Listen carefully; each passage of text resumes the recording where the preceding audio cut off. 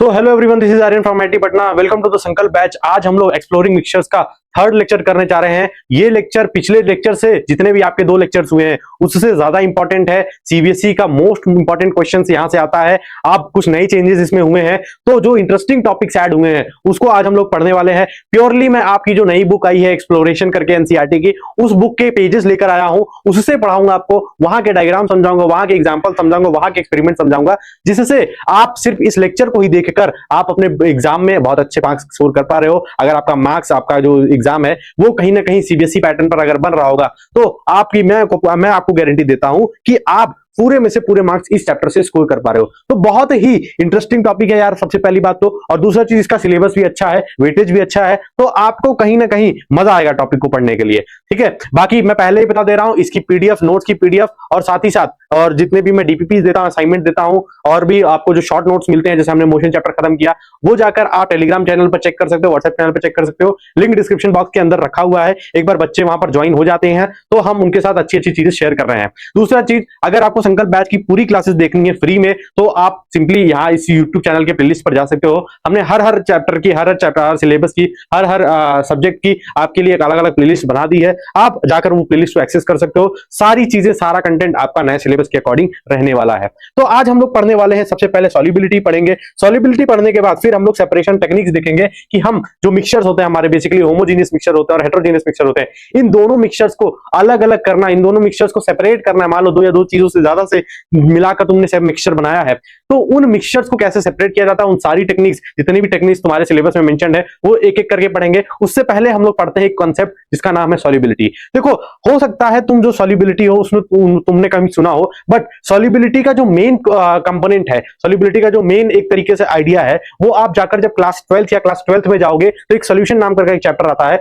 उसमें तुम जो ये सॉल्युबिलिटी है वो बहुत ही ज्यादा डीप तरीके से पढ़ोगे, उसको कुछ न्यूमेरिकल्स करोगे। बट जो इंट्रोडक्टरी पार्ट तुम्हारा सॉल्युबिलिटी का है वो क्लास 9 के नए वाले सिलेबस में दे दिया गया है। तो आज हम लोग सॉल्युबिलिटी को समझने वाले हैं। देखो, सबसे पहली चीज, सॉल्युबिलिटी के लिए मैं ये इतना बड़ा पीडीएफ लेकर आया, इतना बड़ा पैराग्राफ लेकर आया, ये पूरी एनसीईआरटी का पैराग्राफ है एज इट इज। बट उससे पहले, उसको सॉल्युबिलिटी को एक्सप्लेन करने से पहले पहले मैं तुमको एक चीज बताता हूं। देखो, मैं अभी तक ये एग्जांपल लेकर गया हूं कि आप वाटर और सॉल्ट का एक सोल्यूशन बनाते हो, तो जाहिर सी बात है वाटर और सॉल्ट का सोल्यूशन, तो आप बोलोगे भैया ये एक तरीके का होमोजेनियस सोल्यूशन है। ठीक है, मैं बोलता हूं हाँ एकदम सही बात है।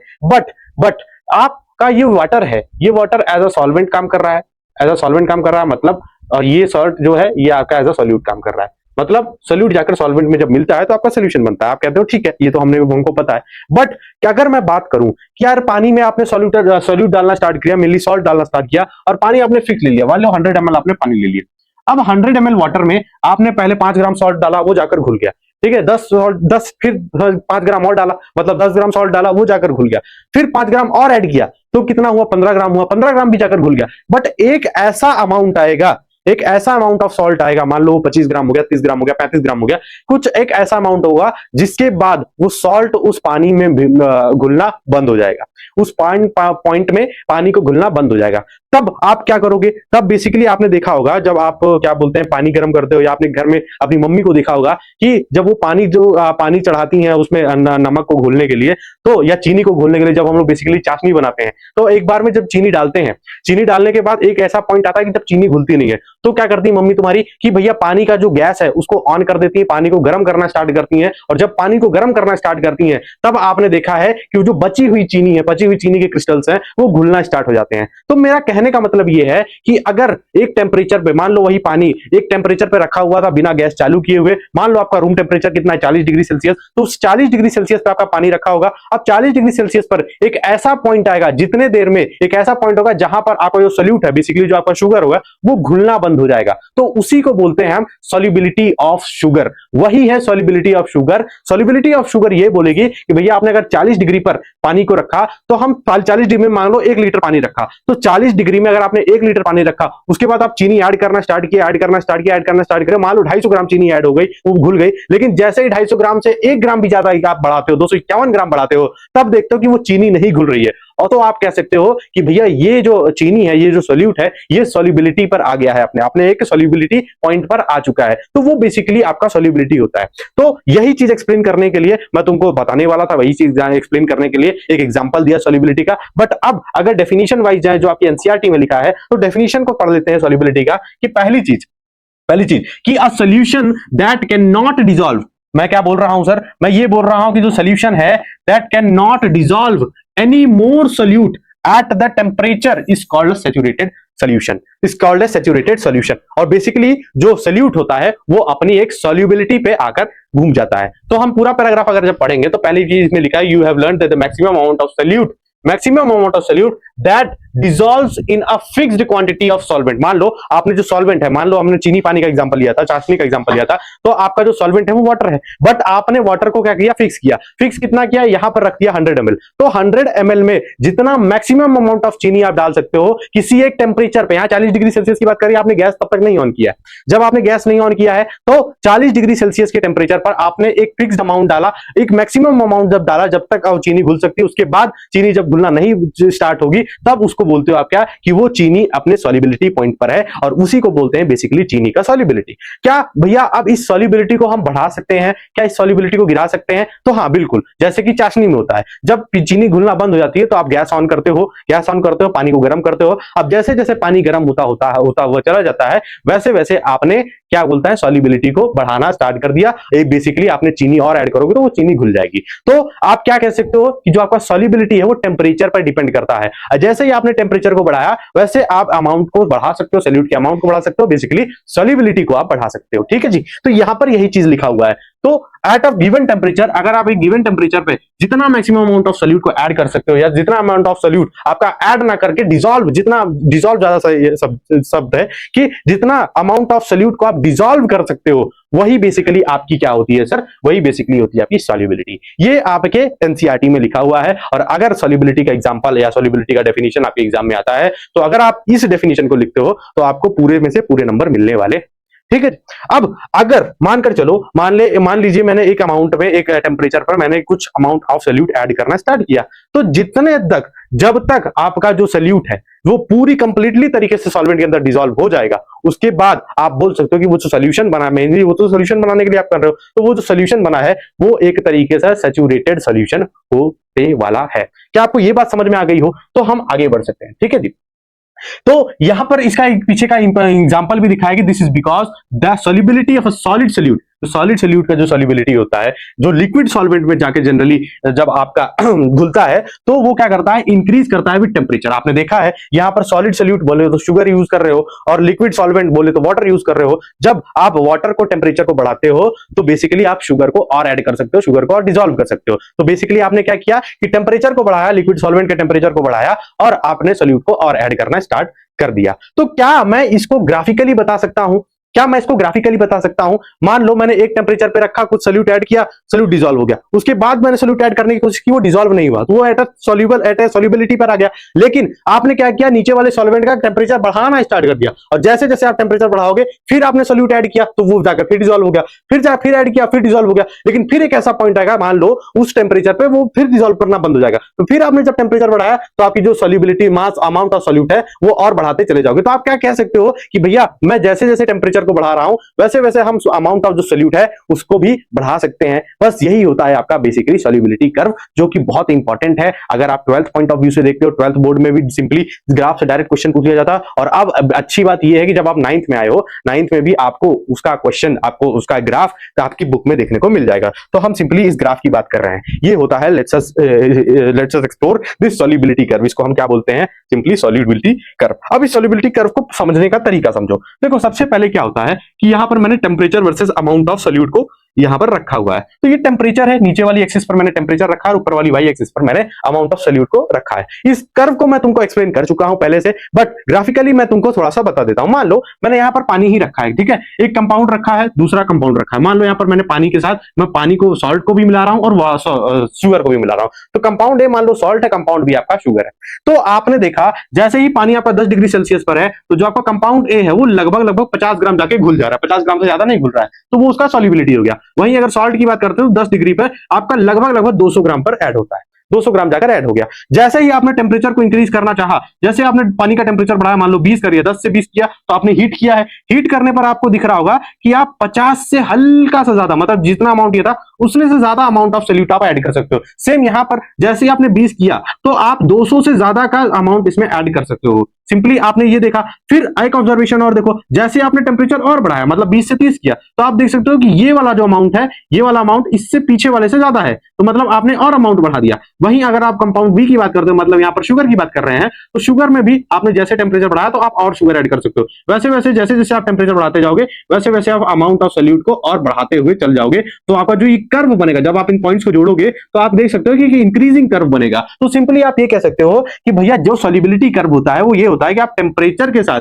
कितने अमाउंट ऑफ सॉल्यूट को आप ऐड कर रहे हो, उसके बीच में जब आप ग्राफ बनाओगे तो वो आपका सॉल्युबिलिटी कर्व होगा। तो इस कर्व का मतलब यही है, और इस ग्राफ का मतलब यही है कि जैसे जैसे टेम्परेचर इंक्रीज हो रहा है, वैसे वैसे जो अमाउंट ऑफ सॉल्यूट है वो इंक्रीज हो रहे हैं, और एक तरीके से आपको इंक्रीजिंग ग्राफ देखने को मिल रहा है। बट कभी कभी क्या होता है, किसी किसी कंपाउंड की सॉल्युबिलिटी ज्यादा होती है, किसी किसी कंपाउंड की सॉल्युबिलिटी कम होती है। मतलब सॉल्युबिलिटी ज्यादा होने का मतलब ये है कि मान लो आपने कंपाउंड ए लिया, कंपाउंड बी लिया। कंपाउंड ए की जो सॉल्युबिलिटी है वो ये है कि भैया 100 ग्राम पानी में, या ये 100 ग्राम पानी में सॉल्युबिलिटी ए का जो कंपाउंड है वो 250 ग्राम जुड़ सकता है। वहीं बी वाले की जो सॉल्युबिलिटी ज्यादा है, तो मतलब 100 ग्राम पानी में इसको आप 500 ग्राम भी ऐड करोगे तो वो घुल जाएगा। लेकिन जैसे आप इसको 500 ग्राम से बढ़ाओगे तो ये घुलेगा नहीं। सेम यहाँ है, इसको 250 ग्राम से ज्यादा, 250 ग्राम से अगर थोड़ा सा भी अमाउंट बढ़ाओगे, 251 ग्राम भी कर दो, तो 51 ग्राम भी करते हो, तब आप कह सकते हो कि वो सॉल्यूट आपका डिसॉल्व होगा नहीं। तो सिंपली हर एक कंपाउंड की अपनी अपनी सॉल्युबिलिटी होती है कि कितने पानी में, कितने अमाउंट ऑफ सॉल्वेंट में, कितने फिक्स्ड अमाउंट ऑफ सॉल्वेंट, यहाँ पर पानी फिक्स रखना है आपको, तो फिक्स्ड अमाउंट ऑफ सॉल्वेंट में क्या चीजें, कितनी कितनी चीजें आप घोल सकते हो या कितने कितना चीजें डिसॉल्व कर सकते हो, वही सिंपली आपका सॉल्यूशन सॉल्युबिलिटी कहता है। तो हमने यहाँ पर आइडियली जो आपका टेम्परेचर होता है वो आपका टेम्परेचर जो रूम टेम्परेचर पर रखा है, और रूम टेम्परेचर की बात कर रहे हैं तो रूम टेम्परेचर पर आपका ये कंपाउंड आ गया। जो कंपाउंड ए की बात करें तो आप इतना अमाउंट लगभग 50 ग्राम ऐड कर सकते हो। अगर कंपाउंड बी की बात करें तो वो सॉल्युबिलिटी ज्यादा है उसकी, तो 40 डिग्री पर आप लगभग 241 ग्राम कंपाउंड बी को डिसॉल्व कर सकते हो, और वो कंप्लीटली डिसॉल्व हो जाएगा और एक सोल्यूशन बनाकर दे देगा। उसके बाद जैसे ही भैया आपने और डालने की कोशिश की तो वो डिसॉल्व होगा नहीं। उसी पॉइंट पर आप बोलते हो क्या कि जो सोल्यूशन आपने बनाया है वो एक तरीके से सैचुरेटेड सोल्यूशन बन चुका है। क्या ये बात सबको समझ में आ गई? आई थिंक ये चीज तुमको समझ में आ गई होगी, ये ग्राफ तुमको समझ में आ गया होगा। अगर ये ग्राफ तुमने सीख लिया, ये ग्राफ तुमने समझ लिया, तो बेटा आराम से तुम 5 नंबर का टॉपिक खत्म कर चुके हो। सिंपल सी बात है, 5 से 4 नंबर में। और केस बेस्ड क्वेश्चन, जो कंपिटेंसी बेस्ड क्वेश्चन है, बहुत चांसेस है कि आपके जो कंपिटेंसी बेस्ड एक क्वेश्चन इस चैप्टर से आ जाए और इस चैप्टर में से इसी सेक्शन में से आ जाए। ठीक है, आगे बढ़ते हैं। अब हम लोग ने जब सॉल्युबिलिटी को पढ़ लिया तो इसी के बेस पर आपकी जो टेक्निक है, एक टेक्निक है जिसका नाम है क्रिस्टलाइजेशन, वो आधारित है। क्रिस्टलाइजेशन का सिंपली मतलब क्या होता है? क्रिस्टलाइजेशन को समझने के लिए, जैसे देखो आपने होमोजेनियस सॉल्यूशन है, उसको जब आप सेपरेट करोगे, तो बहुत सारी टेक्निक से सेपरेट कर सकते हो, बहुत सारी टेक्निक से सेपरेट कर सकते हो। मान लो जैसे आपने वाटर और सॉल्ट का ही जो सोल्यूशन लिया था, या वाटर और शुगर का सोल्यूशन लिया था, वो एक तरीके से होमोजेनियस सोल्यूशन था। अब आपने जब होमोजेनियस सोल्यूशन बना दिया, तब आपके दिमाग में आया, अब अच्छा एक बार ये बताइए भैया, क्या हम पानी और सॉल्ट को अलग कर सकते हैं? तो मैं कहूंगा हाँ बिल्कुल कर सकते हैं। कितने तरीके से कर सकते हैं भैया? तो बहुत सारे तकनीक होते हैं, बहुत सारे तरीके होते हैं। मेनली 3 तरीकों को हम पढ़ने वाले हैं। जो पहला तरीका है उसको बोलते हैं हम क्रिस्टलाइजेशन। वो बेसिकली आपका जो बेस्ड है, वो आपका बेस्ड है सॉल्युबिलिटी पे, इसलिए मैंने पहले सॉल्युबिलिटी पढ़ाया, फिर उसके बाद मैं क्रिस्टलाइजेशन पढ़ा रहा हूं। तो हम सबसे पहला मेथड देखने वाले हैं क्रिस्टलाइजेशन। उससे पहले मैं तुमको एक एग्जांपल और दे देता हूं। मान लो तुम्हारे पास इतना बड़ा सॉल्ट है, ये तुम्हारे पास सॉल्ट रखा हुआ है, ठीक है, एक मिनट यहां पर तुम्हारे पास सॉल्ट है और यहां पर तुम्हारे पास पानी है। तुमने सॉल्ट को पानी के अंदर डाल दिया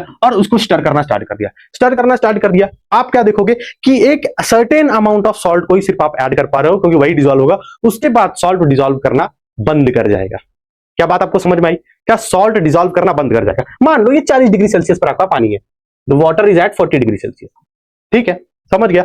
अब भैया आप कहना क्या चाहते हो क्रिस्टलाइजेशन में, ये इसका क्या मतलब है? फिर मैं बात करता हूं। पहले वाले केस में मैंने पानी को 40 डिग्री सेल्सियस पे रखा, तो उसमें समझ लो कि मान लो आपका जो सॉल्ट है वो 250 ग्राम ही ऐड हो पाया, 250 ग्राम ही ऐड हो पाया। ठीक है, अब जैसे जैसे आप पानी के टेम्परेचर को बढ़ाते हो, आपको पता है पानी 50 डिग्री सेल्सियस पर आ गया, तो आप क्या कर सकते हो? और सॉल्यूट को ऐड कर सकते हो। तो मान लो मैंने यहाँ पर 300 ग्राम ऐड कर दिया, 300 ग्राम जाके पूरा डिसॉल्व हो गया। उसके बाद वो सैचुरेटेड हो गया। अब आपने फिर से टेम्परेचर को बढ़ाया, मान लो 60 डिग्री सेल्सियस बढ़ाया, तो आप यहाँ पर थोड़ा सा और अमाउंट ऐड कर सकते हो सॉल्ट का। तो आपने और अमाउंट को ऐड कर दिया, वो कितना हो गया? 350 ग्राम। ठीक है, वो कितना हो गया? 350 ग्राम। अब मैं यहां पर बताने का तरीका ये है, ये तो आप बेसिकली सॉल्युबिलिटी बता रहे हो, लेकिन क्रिस्टलाइजेशन का क्या मतलब है? क्रिस्टलाइजेशन का मतलब ये है कि बेटा जो पानी आपने 60 डिग्री सेल्सियस पे लिया था, 60 डिग्री सेल्सियस पे लिया था, अब उसको ठंडा करने की बारी आ गई। जैसे ही आप उसको ठंडा करोगे, तो जब ठंडा होगा तो 60 डिग्री से वापस 50 डिग्री पर जाएगा।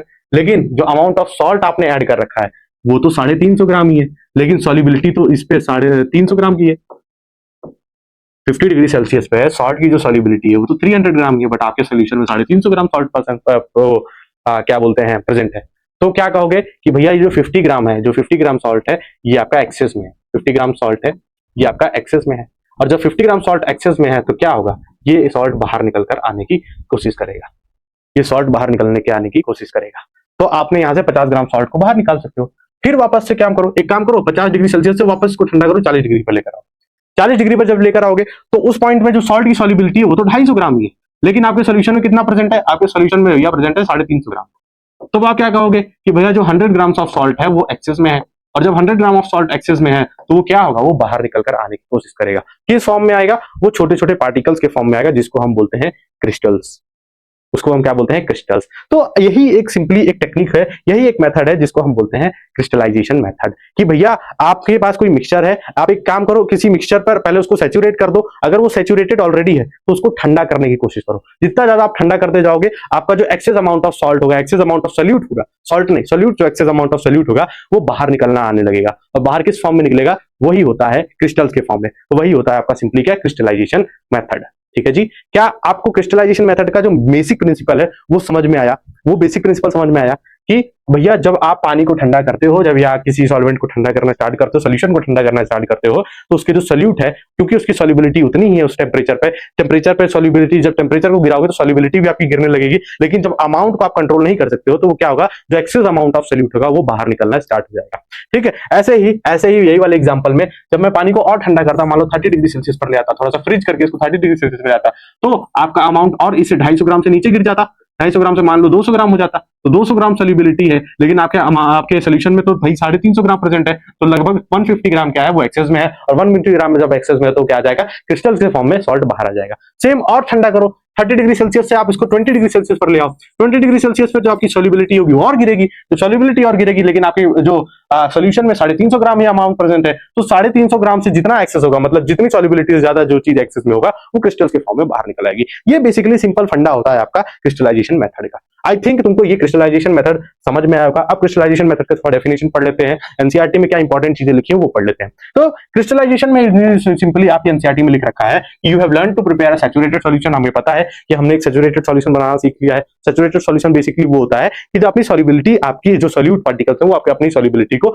अचीव कर ले रहे हैं। फिर उसके बाद if you take a saturated solution, मतलब आपने एक सैचुरेटेड सॉल्यूशन लिया किसी कंपाउंड का, मान लो यहाँ पर कंपाउंड बी का, और वाटर में इसको 60 डिग्री सेल्सियस पर, 60 डिग्री सेल्सियस पर आपने कंपाउंड बी को ऐड किया, ठीक है, और उसका सैचुरेटेड सॉल्यूशन बना दिया। मतलब अब और आप कंपाउंड बी को ऐड नहीं कर सकते हो, ठीक है। मान लो आपने डिसॉल्व कितना किया, 287 ग्राम ऑफ कंपाउंड, 287 ग्राम पे जाकर वो जाकर सोल्यूट, जो आपका सोल्यूशन है वो सैचुरेटेड हो जाता है। 287 ग्राम पे आपका जो सोल्यूट है वो कहीं ना कहीं जाकर सैचुरेटेड बन जाता है, ठीक है। फिर उसके बाद what will happen if you gradually cool it to 40 degree Celsius, जब आप उसको धीरे धीरे ठंडा करोगे तो क्या होगा, वही होगा जो मैंने अभी तुमको बताया कि सोल्यूट के जो पार्टिकल्स है वो बाहर निकलना स्टार्ट हो जाएंगे। तो it implies that only 241 gram of compound B can remain in the solution and rest जितने भी एक्सेस है वो सेपरेट आउट हो जाएंगे, मतलब बाहर निकल कर आ जाएंगे, और in the form of pure solid often known as crystals. मैंने बताया ना क्रिस्टल्स के फॉर्मेट में वो बाहर आने स्टार्ट हो जाएंगे, ठीक है। तो क्रिस्टल क्या होता है, अब क्रिस्टल होता है तो crystal is solid that is made up of particles arranged in a regular geometric pattern. मतलब जब रेगुलर ज्योमेट्रिक पैटर्न में तुम किसी सोल्यूट के पार्टिकल्स को अटैक करो, अरेंज करते हो, तो उससे सिंपली क्या बनता है, तुम्हारा क्रिस्टल बनता है, ठीक है। अब क्रिस्टल का भैया एग्जांपल दे दो। क्रिस्टल का एग्जांपल मैं नहीं दूंगा, आपके एनसीईआरटी ने क्रिस्टल का एग्जांपल दिया है। जैसे आपने देखा होगा आपके घर में काला नमक आता है, तो वो जब ब्लैक सॉल्ट होता है तो वो क्रिस्टलाइन फॉर्मेट में होता है, एक क्रिस्टल्स के फॉर्म में होता है। सॉल्ट, जब सॉल्ट भी देखते होगे ना, तो सॉल्ट भी एक सॉलिड होता है लेकिन छोटे छोटे पार्टिकल्स में रहता है, तो आप सिंपली इसको कह सकते हो कि वो क्रिस्टल्स है। आपने मिश्री देखी होगी, आपने शुगर के क्रिस्टल्स देखे होंगे, मिश्री देखी है, तो मिश्री भी एक फॉर्मेट में आपका क्रिस्टल है, बट वो होता है कि उसका साइज बड़ा है, यहाँ पर साइज छोटा कर दिया जाता है। तो आई थिंक तुम्हें ये ब्लैक सॉल्ट हो गया, ठीक है, वाटर, ये क्या बोलते हैं तुम्हारा शुगर क्रिस्टल हो गया, ठीक है, और आपका जो कैंडी शुगर जिसको हम बोलते हैं, मिश्री जिसको बोलते हैं, या ये तीसरा वाला एक तरीके से जो आपका फ्रॉस्ट होता है, जो आपकी धुंध इकट्ठा होती है, वो भी एक तरीके की आपकी क्रिस्टलाइन होती है। या जो आपके जब आप बर्फ जमाते हो आपके फ्रिज में, जब आप फ्रीजर आप खोलोगे तो साइड साइड में आपके एक कुछ क्रिस्टल्स होंगे आइस के, जो ठंडे पड़ते, तो उसी को हम क्या बोलते हैं, फ्रॉस्ट बोलते हैं, ठीक है, उसको ही हम क्या बोलते हैं, फ्रॉस्ट बोलते हैं। आई थिंक ये बात समझ में आ गई होगी। अगर क्रिस्टलाइजेशन तुम्हें समझ में आया हो तो हम नेक्स्ट टेक्निक की बात करें। तो नेक्स्ट टेक्निक जो होता है वो होता है बहुत ही कॉम्प्लिकेटेड टेक्निक, बहुत ही इंपॉर्टेंट टेक्निक, वो होता है डिस्टिलेशन। अब डिस्टिलेशन को पढ़ने से पहले हम सबसे पहले बॉइलिंग पॉइंट की बात करते हैं। भैया जैसे आपने हमको ये बताया क्रिस्टलाइजेशन का, देखो डेफिनेशन लिखा हुआ है, थोड़ा सा एक बार पढ़ लेना इसको, ठीक है, इससे तुम्हारे क्वेश्चन आ सकते हैं। तुम इसी फॉर डेफिनेशन को लिखोगे तो आराम से तुमको जितने नंबर का पेपर आएगा, जितने नंबर का क्वेश्चन आएगा, उतना नंबर कर सकते हो। अब हम बात करते हैं किस चीज की बात करते हैं, तो आपके एनसीईआरटी में एक एक्सपेरिमेंट दिया है जिसमें हमने सिंपली जो ब्लू विट्रॉयल होता है उसको लिया है और उसके बाद उसका एक्सपेरिमेंट किया है, ठीक है। आई थिंक वो एक्सपेरिमेंट तुमको थोड़ा सा वैसे कराया जाए, थ्योरी में ना पढ़ाया जाए। तो तुम्हारा अभी का होमवर्क है, तुम थ्योरी के एक्सपेरिमेंट पढ़कर आओ। मैं तुम्हारे लिए एक वीडियो जरूर बनाऊंगा जिसमें हम उस एक्सपेरिमेंट को परफॉर्म कर रहे होंगे, ठीक है। उसमें सल्फ्यूरिक एसिड का यूज किया जाता है और सिंपली हम उसमें सल्फ्यूट्स को ऐड करते हैं या सल्फ्यूट्स को हम बाहर निकालते हैं, सिंपली, ठीक है।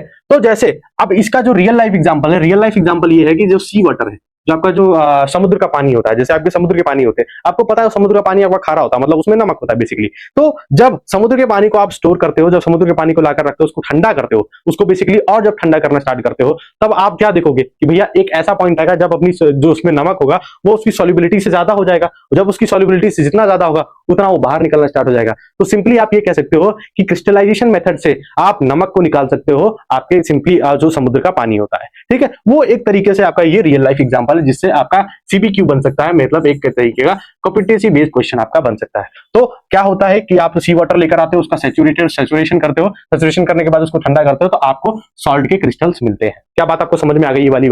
ये वाली बात अगर तुमको समझ में आ गई, थोड़ा सा यही चीज यहाँ पर लिखा हुआ है। तो सॉल्ट जो क्रिस्टल्स होंगे वो इस फॉर्मेट में होंगे, जो वाटर होता है ये इस फॉर्मेट में होगा। आई थिंक ये तुमको अभी क्लियर नहीं होगा, जब तुम अपनी बुक में देखोगे तो ये तुमको ये चीज क्लियर हो जाएगी, ये तुम्हारा सॉल्ट वाटर है, ठीक है, मतलब एक तरीके से समुद्र का पानी है, ठीक है। पढ़ लेना इसको सिंपली। अब हम बात करते हैं डिस्टिलेशन की। डिस्टिलेशन की क्या होता है? डिस्टिलेशन को पढ़ने से पहले हम पहले तुमको बॉइलिंग पॉइंट समझाते हैं कि बॉइलिंग पॉइंट क्या होता है। बॉइलिंग पॉइंट तुमने क्लास 8 में भी पढ़ा है, क्लास 7 में भी पढ़ा है, अपनी छोटी क्लास में बेसिकली तुमने बॉइलिंग पॉइंट को पढ़ रखा है। बॉइलिंग पॉइंट सिंपली क्या होता है? बॉइलिंग पॉइंट होता है कि मान लो आपका जो वाटर रखा हुआ है, आपको वाटर रखा हुआ है, ठीक है, आपने इसको हीट करना स्टार्ट किया, ठीक है, आपने हीट दिया इसमें। अब पता है आपको, जैसे आप हीट दोगे वैसे तो शुगर वो आपका वेपर बनना स्टार्ट तो हो नहीं जाएगा, ठीक है। मान लो आपका जो हीट है, जो अभी पानी है वो 40 डिग्री सेल्सियस पर है, ठीक है। तो आपको पता है जब तक 100 डिग्री सेल्सियस पर नहीं पहुंचेगा, 100 डिग्री सेल्सियस पर नहीं पहुंचेगा, ये पानी ही रहेगा, वेपर नहीं बनेगा। 100 डिग्री सेल्सियस पर पहुंचते ही ये पानी आपका वेपर बनना स्टार्ट हो जाएगा। क्या बात आपको समझ में आ गई? जब आपको समझ में आ गया कि 100 डिग्री सेल्सियस पर ये पानी उड़ना स्टार्ट हो जाएगा, मतलब वेपर के फॉर्म में आ जाना स्टार्ट हो गया, तो ये 100 डिग्री सेल्सियस क्या होता है? तो ये 100 डिग्री सेल्सियस होता है कि ये इसका बॉइलिंग पॉइंट है।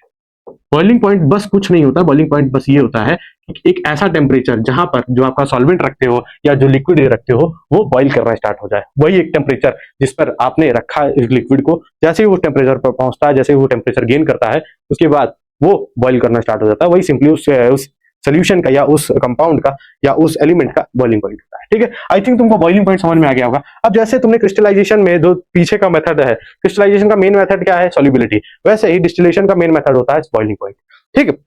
बॉइलिंग पॉइंट का मतलब क्या होता है? मान लो जैसे आपने होमोजीनियस मिक्सचर बनाया, ठीक है। अब यहां पर हम बेसिकली बात कर रहे हैं, पहले अगर मैं आपकी उससे बात कर रहा होता, अगर मैं आपकी क्रिस्टलाइजेशन मेथड की बात कर रहा होता, क्रिस्टलाइजेशन मेथड में क्या होता है? क्रिस्टलाइजेशन मेथड में मैं बता देता हूँ क्रिस्टलाइजेशन मेथड कहाँ यूज किया जाता है भैया।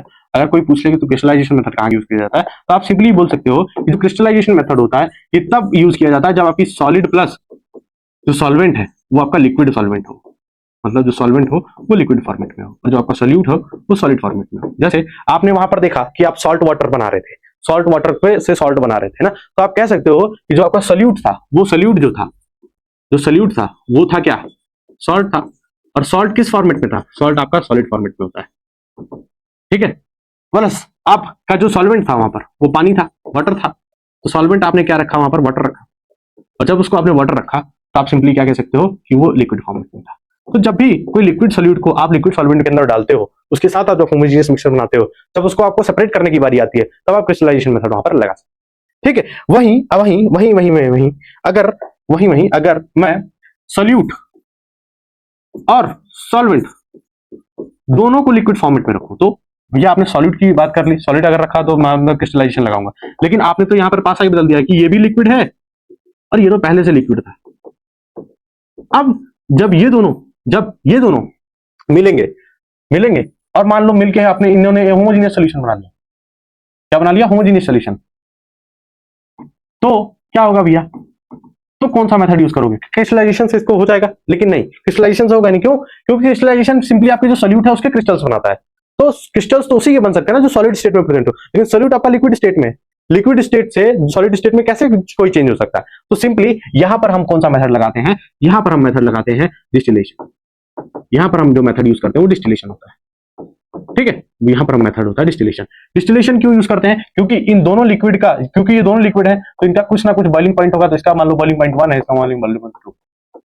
अब ये बताओ, मान के चलो जैसे ही लिक्विड ए और लिक्विड बी मैं मान लेता हूं, ये एक लिक्विड है और ये बी लिक्विड है। तो आपने अगर liquid A plus liquid B को ऐड किया, उसका सोल्यूशन बनाया, तो ये होमोजेनियस सोल्यूशन हुआ, ठीक है, होमोजेनियस सोल्यूशन बनाया। तो मैंने यहां पर मान लो लिक्विड ए है, ठीक है, इसके ऊपर लिक्विड बी डाल दिया, दोनों मिक्स हो गए, दोनों मिक्स करके क्या, दोनों मिक्स करके एक सोल्यूशन बनाएंगे। ऐसे दोनों को मिक्स किया गया, तो आपका एक सोल्यूशन बन गया। अब एक चीज ये बताओ कि अगर मैं लिक्विड ए, जैसे मान लो चलो लिक्विड ए का जो बॉइलिंग पॉइंट था, इसका बॉइलिंग पॉइंट मान लो 40 डिग्री सेल्सियस, 40 डिग्री सेल्सियस पर ये हीट करोगे तो ये उड़ना स्टार्ट कर देगा, और इसका जो है वो 50 डिग्री सेल्सियस, ठीक है। आपने जो सोल्यूशन बनाया है वो 10 डिग्री सेल्सियस पे बनाया है, ठीक है, टोटल सोल्यूशन 10 डिग्री सेल्सियस पे। तो जब 10 डिग्री सेल्सियस पे, तो आपको पता है ना ए उड़ेगा ना बी उड़ेगा, मतलब दोनों का स्टेट चेंज नहीं होगा, दोनों बॉइल नहीं होंगे। बट जैसे ही आपने टेम्परेचर को बढ़ाना स्टार्ट किया, टेम्परेचर को जैसे बढ़ाना स्टार्ट किया गया, टेम्परेचर को आपने 40 डिग्री सेल्सियस पर लिया, तो आपको क्या दिखेगा कि भैया जो ये ए प्लस बी का जो सोल्यूशन था, इसमें से ए उड़ना स्टार्ट कर देगा। ए अपने बॉइलिंग पॉइंट को अचीव कर लिया तो बॉइल होना स्टार्ट हो जाएगा।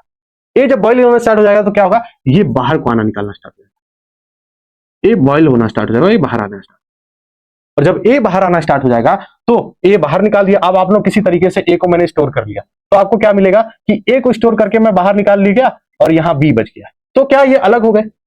क्या ये सेपरेट हो गया कि नहीं हो गया? बस आपका ऑब्जेक्टिव तो यही था कि ये होमोजेनियस सॉल्यूशन है, दो मिक्सिबल लिक्विड्स का, दो मिक्स किए हुए लिक्विड्स का, दो कंप्लीटली मिक्स हो जाए। उसको लिक्विड को मिक्स करने के बाद आपको उन दोनों को अलग करना था, तो मैंने क्या किया, इसको सिंपली हीट कर दिया, इसके बॉइलिंग पॉइंट तक ले आया। जब एक के बॉइलिंग पॉइंट को ले आया तब क्या होगा कि आपका जो जिसका बॉइलिंग पॉइंट अचीव हो गया है वो वाला मिक्सचर, वो वाला सॉल्यूट उड़ना स्टार्ट हो जाएगा, और बचा हुआ जो रिमेनिंग एलिमेंट है वो नीचे ही रह जाएगा। क्या तुमको बात समझ में आई कि ये सॉल्यूट और सॉल्वेंट आपने फिर अलग कर दिया, और इसी मेथड को हम बोलते हैं क्या, डिस्टिलेशन मेथड। इसी को हम क्या बोलते हैं, डिस्टिलेशन मेथड। तो डिस्टिलेशन मेथड में हम लोग क्या करते हैं, डिस्टिलेशन मेथड में होमोजेनियस मिक्सचर, डिस्टिलेशन मेथड में थोड़ा पढ़ लेते हैं। इसमें लिखा हुआ है कि homogeneous mixture of two miscible liquids, दो मिक्सिबल लिक्विड्स हम लोग ले रहे हैं तो दोनों कंप्लीटली मिक्स हो जाए, can be separated by heating the mixture until the liquid with the lowest boiling point. यहां पर लोएस्ट बॉइलिंग पॉइंट किसका था, लोएस्ट बॉइलिंग पॉइंट यहां पर ए का था, क्योंकि वो 40 डिग्री पर था, उससे बड़ा बी पर था, तो 50 डिग्री सेल्सियस पर था। तो जो लोएस्ट बॉइलिंग पॉइंट होगा वो वेपराइज हो जाना स्टार्ट हो जाएगा जैसे उसके बॉइलिंग पॉइंट पर लेकर आओगे। तो जो लोएस्ट वाला था, जिसका लोएस्ट बॉइलिंग पॉइंट था, जैसे उस लोएस्ट बॉइलिंग पॉइंट पर लेकर आओगे तो ये क्या हो गया, ए वेपराइज होना स्टार्ट हो गया। तो सिंपली ये क्या होता है कि एक को आपका वेपराइज करना स्टार्ट हो जाता है एक liquid. The vapour is then जो वेपर आपका जो बाहर निकला है उसको कूल कर लिया जाता है। उसको क्या किया जाता है, कूल किया जाता है। जैसे यहाँ पर जो आपकी वेपर्स निकल रही थी, मेनली एक ही वेपर्स निकल रही थी, वो क्या है, आपने उसको कूल कर दिया किसी भी मेथड से। जब उसको कूल कर दिया तो क्या होगा, वापस से वो जो कूल करोगे तो उसका जो गैसियस स्टेट है वो वापस से लिक्विड स्टेट में आ जाएगा, और जैसे वो लिक्विड स्टेट में आएगा तो उसको आप बैक कर दोगे इनटू लिक्विड में बना दोगे, और इसी प्रोसेस को हम सिंपली क्या बोलते हैं, डिस्टिलेशन मेथड। इसी प्रोसेस को हम क्या बोलते हैं, डिस्टिलेशन मेथड। क्या तुमको ये बात समझ में आई? कि डिस्टिलेशन किसे कहते हैं? तो डिस्टिलेशन इसी को कहते हैं।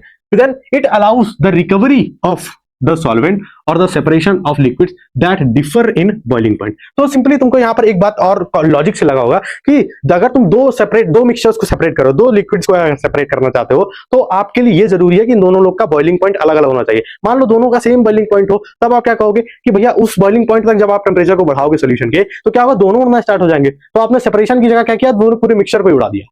तो सिंपली आपको अगर सेपरेट करना है तो दोनों का जो बॉइलिंग पॉइंट होता है वो डिफर करना चाहिए ही चाहिए, ठीक है। तो वही दोनों लिक्विड्स आपको लेने हैं, ठीक है।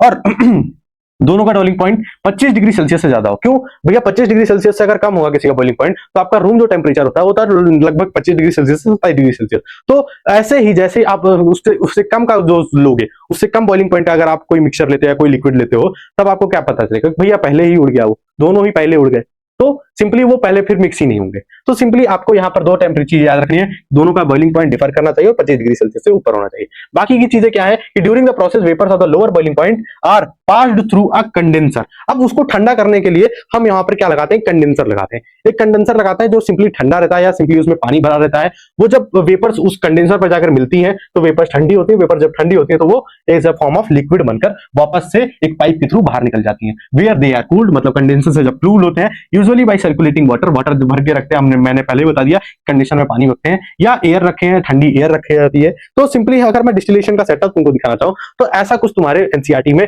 डिस्टिलेशन का सेटअप है। अगर तुम ध्यान से देखोगे यहाँ पर, तो सिंपली यहाँ पर आप अपना मिक्सचर रखते हो एक फ्लास्क के अंदर, आपने यहाँ पर अपना मिक्सचर रख दिया, ठीक है। इस फ्लास्क के अंदर आपने यहाँ पर मिक्सचर रख दिया, ठीक है।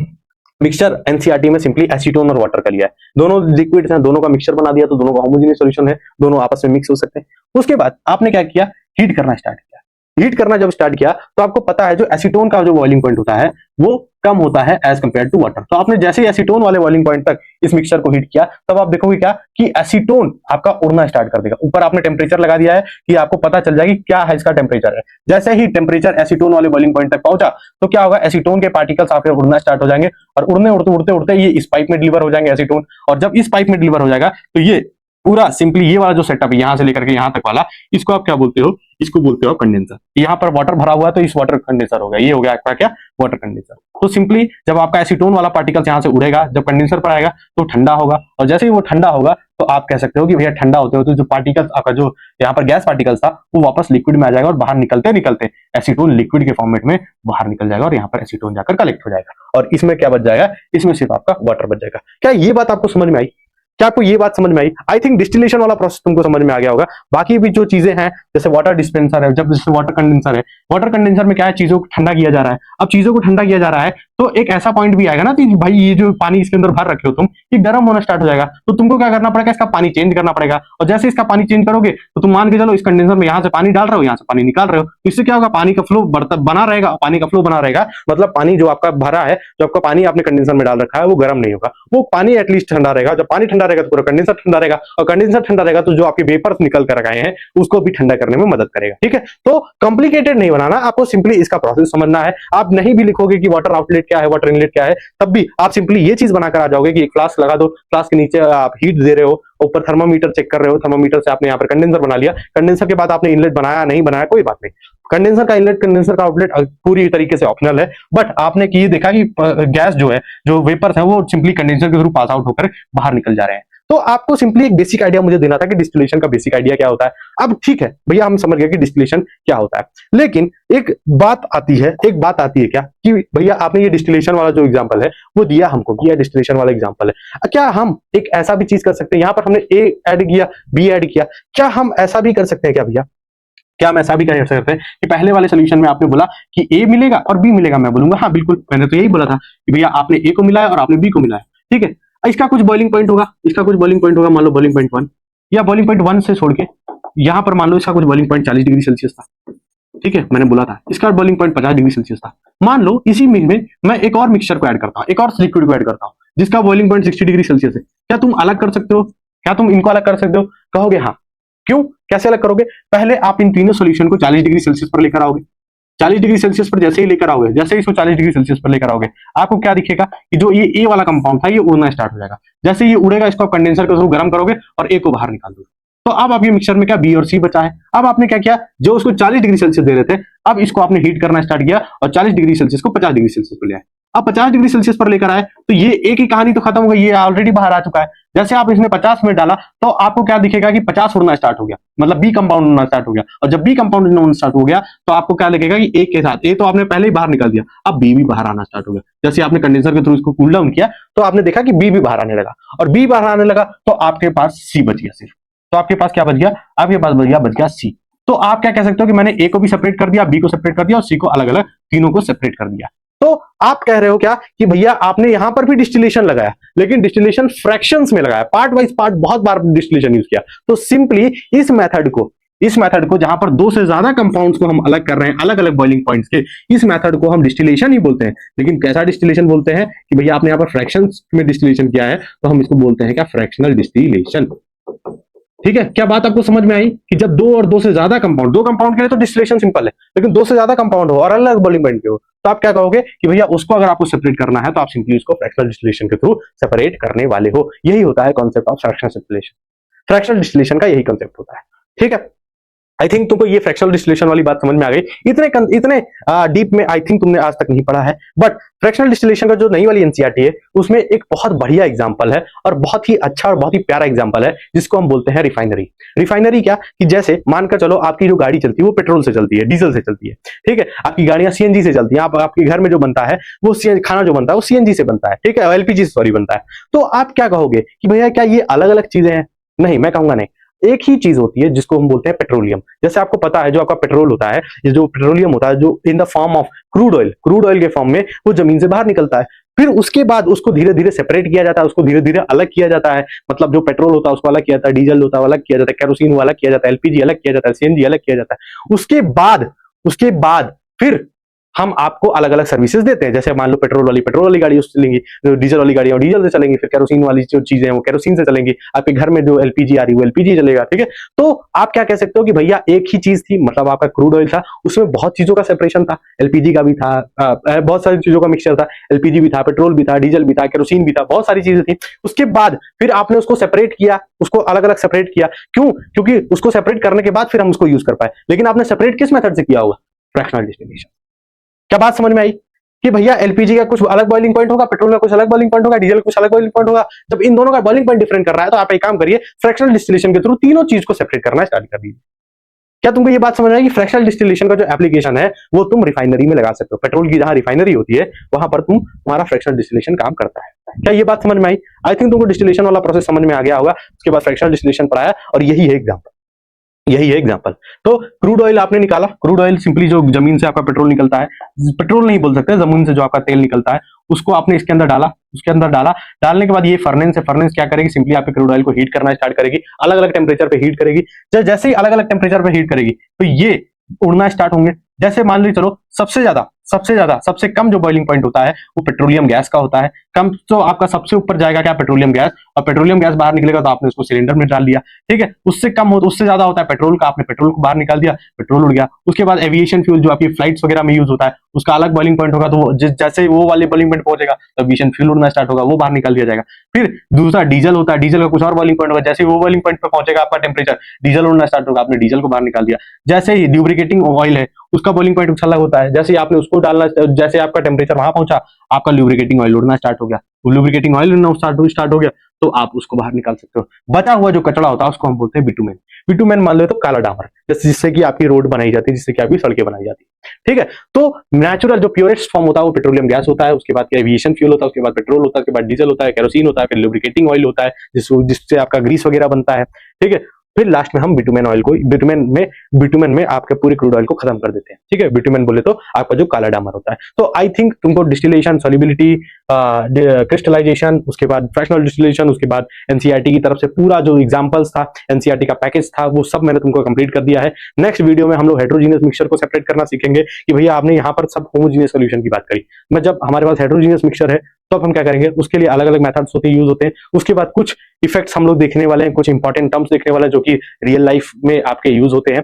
तो एक तरीके से आपके इस अगले 2 लेक्चर में या 1 लेक्चर में मैं इस चैप्टर को खत्म कर दूंगा, फिर हम लोग एनसीईआरटी की एक्सरसाइजेस करेंगे। तो आप इसको, इस पीडीएफ को डाउनलोड कर सकते हो जाके टेलीग्राम पे, व्हाट्सएप पे, ठीक है, वहां पर मैं अभी भेज दूंगा। साथ ही साथ तो इसकी एक डीपीपी शीट दूंगा, साथ ही साथ इसके जो एनसीईआरटी के क्वेश्चन थे उसके सॉल्यूशंस भी मैं बहुत जल्द वहां पर लेकर आऊंगा। तो stay tune on the WhatsApp channel, stay tune on the Telegram channel को एक बार सब्सक्राइब कर लेना, यूट्यूब चैनल को भी एक बार सब्सक्राइब कर लेना कि आपको कोई भी संकल्प क्लासेस की, आपकी जो संकल्प बैच की हर क्लासेस होती है, मैथ्स की हो, इंग्लिश की हो, साइंस की हो, वो कभी मिस ना कर पाओ। डेली आपकी एक क्लास आती है वहां पर, ठीक है। हम संडे को लाइव भी आते हैं, तो आप लाइव जाकर अपने डाउट वगैरह सारी चीजें पूछ सकते हैं। बाकी अगर ये सारे कंसेप्ट तुमको समझ में आए हैं तो इस वीडियो को एक बार जरूर लाइक कर देना, अपने दोस्तों के साथ शेयर कर देना। पढ़ने में अगर मजा आ रहा है तो एक बार कमेंट में जरूर बताना। बाकी और कोई डाउट भी रहता तो आप कमेंट सेक्शन में बता सकते हैं। मिलते हैं नेक्स्ट लेक्चर में, तब तक के लिए आप अपना ख्याल रखिए।